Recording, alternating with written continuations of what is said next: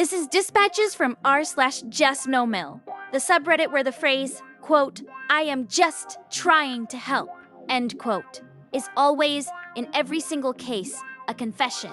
And the sentence, quote, "I thought of you as a daughter," end quote, is the opening argument in a criminal trial that will last the rest of your marriage. Tonight we are talking about mothers-in-law, specifically the American mother-in-law, a species of woman who has, from the moment her son started dating you, been quietly building a dossier that will one day be presented, in person, at your wedding, for the single purpose of explaining to the room that you were, and I quote, "not her first choice."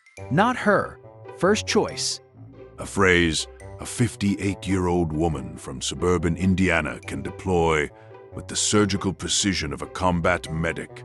She has been holding it in her mouth for the entire engagement, like a lozenge, waiting for the right pew.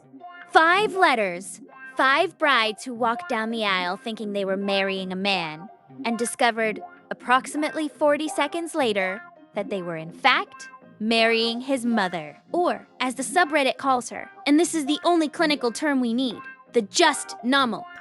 Just no, mother-in-law. Just no, mother-in-law. A compound noun that needed the entire internet to be invented before it could be named. Which is, itself, the single greatest argument ever made in favor of the internet. Letter the first, r/wedding shaming. The title, quote, "My mill wore a full white ball gown to my wedding and told everyone she was the real bride," end quote. The real bride. I want every person listening to this to understand that there is a woman in Ohio who spent $1,400 at David's bridal to commit what amounts to a public hostile takeover of her own son's wedding, and she itemized it on her taxes. Our author writes, quote, "I asked my mill, Linda, to wear navy blue. I sent her 3 photos of acceptable dresses. I sent her a link to a Nordstrom sale. I sent her the name of a seamstress in her town. Linda said, quote, 'Of course, sweetheart,' end quote." Of course, sweetheart. The same sweetheart, dollar for dollar, as the one deployed by the funfetti cake mother. These women share a dialect. They share a verb tense. They share, if we are being honest, a single distributed consciousness. Quote, "On the morning of the wedding, Linda arrived at the church 90 minutes early. I did not see her. My bridesmaid Jessica walked into the bridal suite at 10:45 a.m. and said, quote, 'Hey babe, don't panic, but your mother-in-law is in the vestibule.' And she is. How do I say this? She is wearing a wedding dress," end quote. Don't panic. The 2 most panicking words in the English language. There is not a single context in which the sentence, quote, "Don't panic, but," end quote, has ever been followed by information that did not, in fact, warrant a panic.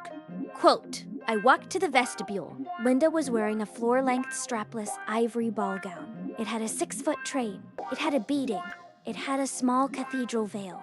Let me repeat that. A veil. She was wearing a veil to her own son's wedding," end quote. Markets are surging after today's announcement. We're seeing major movements across all sectors. Stay with us for the latest updates. The veil, in a wedding ceremony, is not a fashion accessory. It is a legal document. It signifies the party at the altar who has not yet been married. Linda, a woman in her 59th year of life, had, by wearing a veil, declared herself legally eligible to marry her own child. Quote, "I said, quote, 'Linda, this is a white ball gown,' end quote. Linda said, quote, 'Oh, sweetheart, it's ivory,' end quote. Linda said, quote, 'It is a hair clip,' end quote, end quote. IT is a hair clip. A 6-foot piece of tulle, attached to a tiara, cascading down the back of a woman's ball gown, and the woman has, in the bright, cold light of her own son's wedding day, looked her daughter-in-law in the eye and called it, quote, 'a hair clip,' end quote. This is not lying. This is performance art. Quote, "The ceremony started. Linda sat in the front row. During the vows, Linda stood up.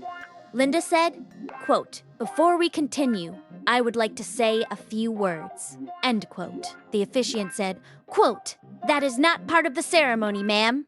End quote. Linda said, quote, "I am the groom's mother. This is my day too." End quote. This is my day too. 4 words that no mother-in-law has ever uttered at a wedding without causing, by the end of the reception, at least one cousin to drink directly from a champagne bottle in the parking lot. Quote, Linda then told the entire church, verbatim, quote, "I carried this boy for 9 months. I raised him. I am the most important woman in his life. I always will be. I just wanted everyone here today to know that." End quote. My husband did not look at her. My husband looked at me. My husband mouthed the words, quote, "I am so sorry." End quote. I am so sorry.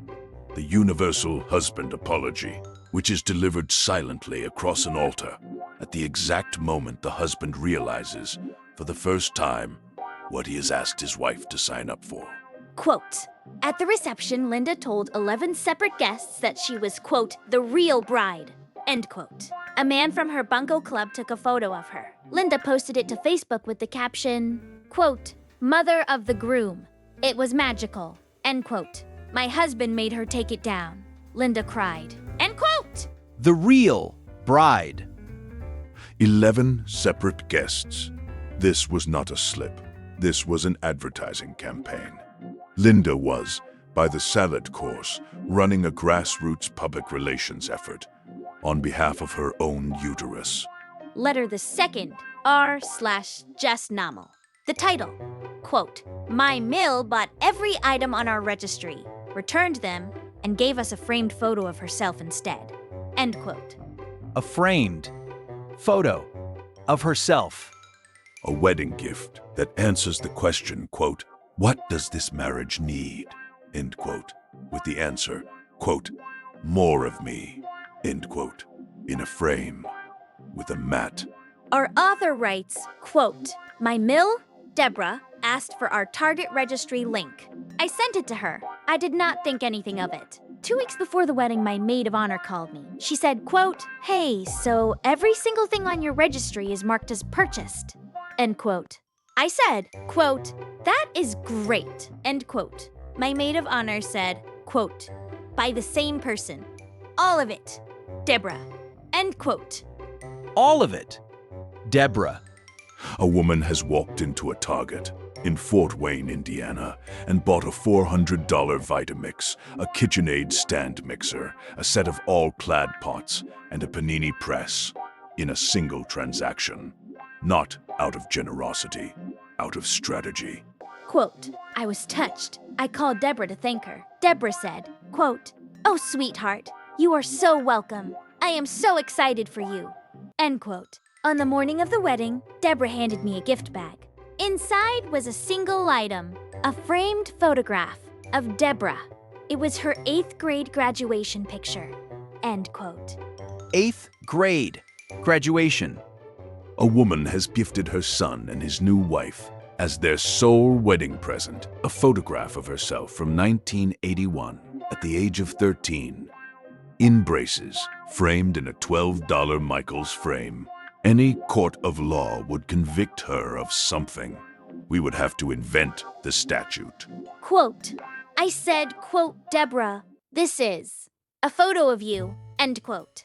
Deborah said, quote, "It is the most valuable thing I could give you. It is proof I existed before I became a mother." End quote. End quote. Proof I existed before I became a mother. A sentence so structurally devastating that our author's husband, upon hearing it later in the honeymoon suite, reportedly sat down on the carpet in his tuxedo and said the word, quote, "Jesus," end quote, for approximately 6 uninterrupted minutes. Quote, 3 days after the wedding, I got an email from Target. It was a confirmation Deborah had returned every single item on our registry. She got a refund of $2,671 to her own credit card. End quote. $2,671. I want you to understand the logistical audacity. She bought everything. She returned everything. She pocketed $2,671 of a couple's wedding registry, and she left them as a parting gift, a photograph of herself as an 8th grader. Quote, I called Deborah. I said, quote, Deborah, you returned our entire registry, end quote. Deborah said, quote, a Vitamix is not a gift. A photograph is a gift. I just want to be remembered, end quote. I said, quote, Deborah, we will remember you, end quote. Deborah said, quote, I know, sweetheart. Now you have proof, end quote. Now you have proof. The motto of a certain kind of American mother-in-law. It is not enough to be loved. She requires at minimum a photographic archive stored in the home of her son's wife as a condition of the marriage continuing. Letter the third, r/wedding shaming. The title, quote, my mill stood up during, quote, speak now or forever hold your peace, end quote, and read a 4-page statement she had prepared in Comic Sans, end quote. Comic Sans? The font choice reveals the entire defense. A woman who is about to object to her own son's wedding in public has chosen Comic Sans. This is not a coincidence. This is the typographic confession of a person who still prints out MapQuest directions. Our author writes, quote, my mill, Marlene, had not liked me for the entire 4 years I had been dating her son Brandon. Marlene had, on multiple occasions, asked Brandon if he was, quote, sure, end quote. I knew she was unhappy. I did not know how unhappy until the ceremony, end quote. Sure, in quotes. Any mother-in-law who has ever asked her son if he is, quote, sure, end quote, has, with the placement of those 2 quotation marks, already filed a formal legal objection. The wedding, at that moment, is already in appeals. Quote, the officiant, a woman named Reverend Patty, said, quote, if anyone present has a reason why these two should not be wed, let them speak now or forever hold their peace, end quote. I heard a rustling sound. I turned. Marlene was standing. Marlene was holding a manila folder. Marlene said, quote, yes, I do, end quote, end quote. Yes, I do. 3 words that, in the entire recorded history of the American Christian wedding ceremony, have never actually been spoken out loud by a relative of the groom. Until this one. Until Marlene. Quote, Marlene opened the folder. Marlene removed a stack of paper. It was, I later counted, 4 pages, single-spaced. Comic Sans. Marlene began to read. The document was titled, and I am not making this up, quote, why Brandon should not marry this woman, a statement from Marlene, end quote, end quote. A statement from Marlene. A legal filing, typeset by a woman who last updated her word processor in 2006, delivered live from the second pew at the altar in the middle of a ceremony that had already paid $1,400 for a reverend. Quote, point 1, I did not like that I was a vegetarian. Marlene read, quote, Brandon has eaten meat every day of his life. This woman will take that from him, end quote. Point 2, I had, quote, a whole personality about podcasts, end quote. Point 3, I had, quote, never properly complimented Marlene's Thanksgiving green bean casserole, end quote. Green bean casserole. An actual objection entered into the church record by a woman in tears at her own son's wedding was that the bride had not sufficiently complimented her green bean casserole at Thanksgiving. This is in the 4th footnote of a document titled, In Comic Sans. Quote, Reverend Patty said, quote, ma'am, that is not really the spirit of the question, end quote. Marlene said, quote, I am not done, end quote. Marlene continued for approximately 6 minutes. Brandon was crying. I was laughing. Reverend Patty was I later learned, silently timing her on the church wall clock. End quote. Silently, timing her. A woman of God who has married 400 couples in her ministry has taken one look at the situation and elected, instead of intervening, to simply clock the runtime. Because some things are bigger than the ceremony. Some things are evidence. Quote, when Marlene finished, Reverend Patty said, quote, "Thank you, Marlene. Does anyone else object?" End quote. Nobody else objected. Reverend Patty said, quote, "Then by the power vested in me by the state of Illinois, I now pronounce you husband and wife. You may kiss the bride." End quote. Brandon kissed me. The entire church applauded. Marlene sat down and cried into the 4-page document. End quote. She cried into the 4-page document. A woman weeping into a Comic Sans manifesto in a church pew while her own son kisses his new wife. This is a Norman Rockwell painting. In hell. Letter the 4th, r/justnormal. The title, quote, "My mill booked the room next to ours on our honeymoon in Maui because a mother should be nearby." End quote. A mother should be nearby. A phrase that should, by law, carry a restraining order with it. At no point in the history of marriage has a honeymoon ever been improved by the proximity of the groom's mother. Our author writes, quote, "My mill, Janet, had been upset about the wedding venue, the wedding colors, the wedding menu, the wedding florist, and also, inexplicably, the DJ. Janet was, as we say in our household, big mad. I thought the wedding would be the worst of it. I was, in retrospect, adorable." End quote. I was, in retrospect, adorable.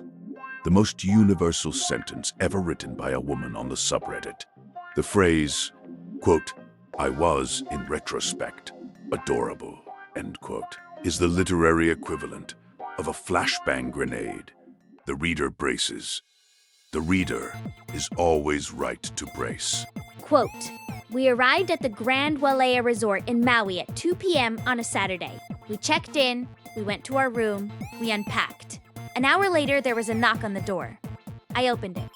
Janet was standing in the hallway, in a Hawaiian shirt, with a rolling suitcase."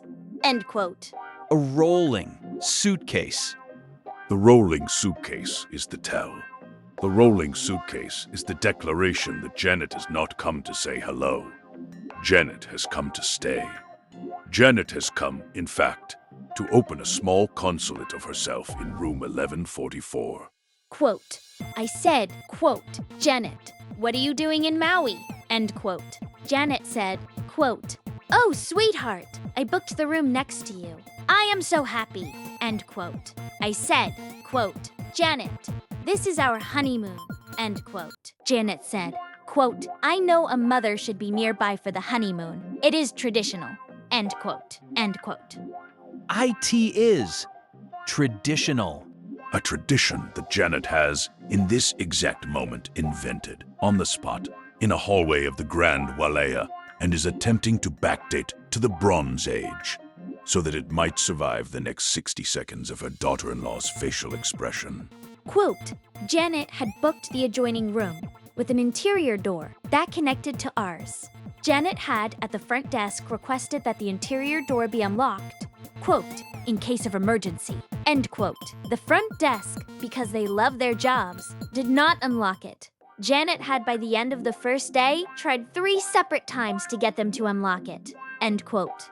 The interior door.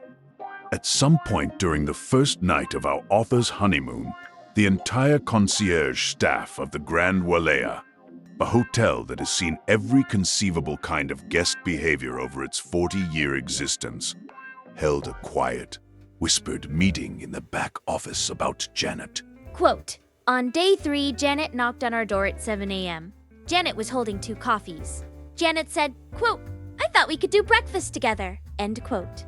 My husband, at this point, opened the door a crack, took both coffees from her hand, said, quote, 'Thank you, Mom,' end quote, and closed the door in her face. I loved him more in that moment than I had on our wedding day. End quote. Took both. Coffees. The single most heroic act ever performed by a husband on his own honeymoon. He did not tell his mother to leave. He took the coffee. He closed the door. He chose the marriage. These are the little moments that save relationships.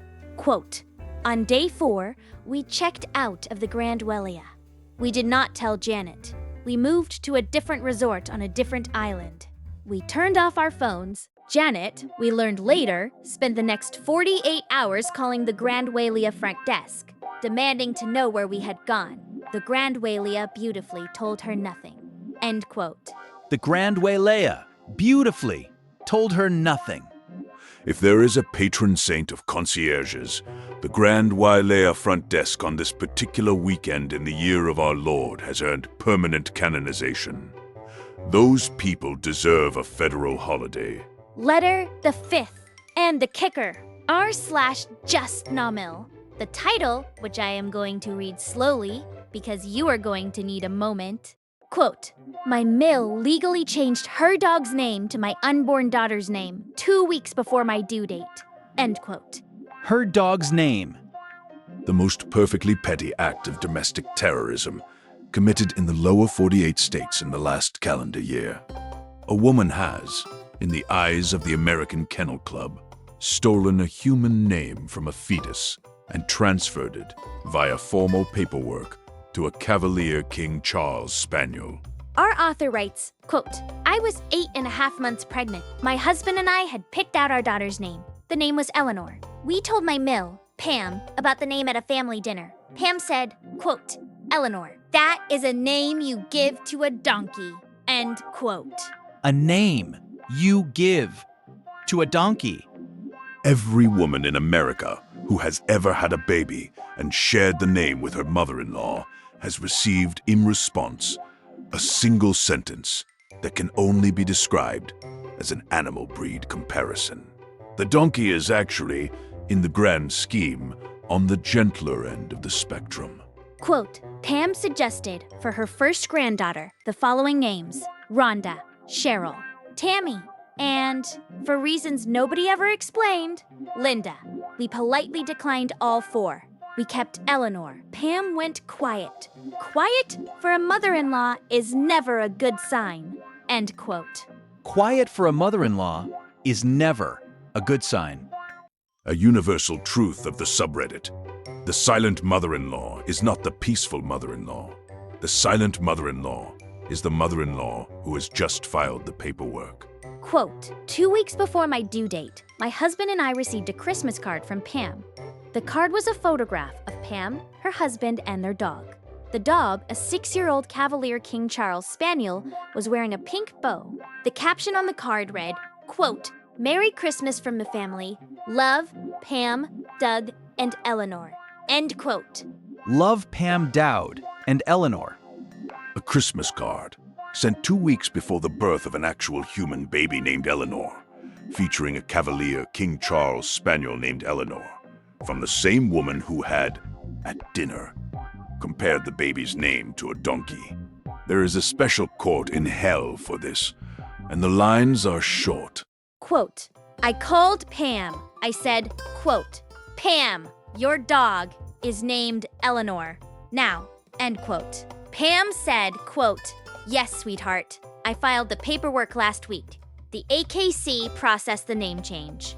She is now legally Eleanor Baxter. End quote. I said, quote, Pam, we are naming the baby Eleanor.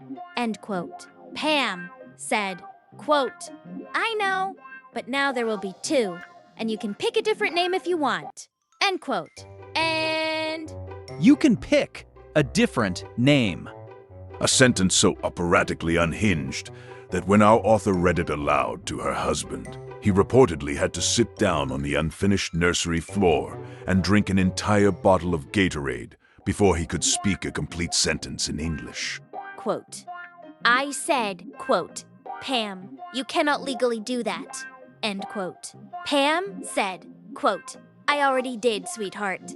It was $45. It was cheaper than a car wash. End quote. Cheaper than a car wash. The single most efficient dollar amount ever spent on psychological warfare in the history of the American family. $45. The price of a car wash. Cheaper, for that matter, than the frame on Deborah's 8th grade photo. Quote, "We named our daughter Eleanor anyway. Pam still sends Christmas cards every year. Every year, the card features Pam, Doug, and the dog Eleanor. Every year, Pam sends a separate card for our human daughter Eleanor. The human Eleanor's card is always smaller and arrives in the mail 3 days later." End quote. 3 days later.